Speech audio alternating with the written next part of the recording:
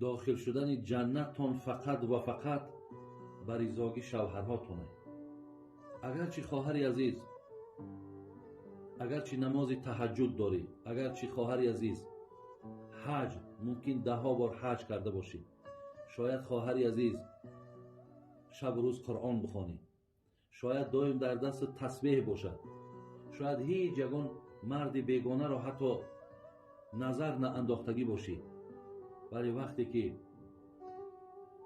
شوهر اگر از تو ناراحت باشد، ناراضی باشد، یا موردی به احترامی قرار بگیرد، یا دهن او جای حقارت تو باشد، این عبادت های تو هیچ کدامش برای تو نفع نمیبخشد، فایده نمیبخشد. این سخن حاجی میرزا نیست خواهر عزیز. من در هر یک حرفم برای تو اینه، کتاب هایی که در پیش دارم همه حدیث و همه تفسیر قرآن هم.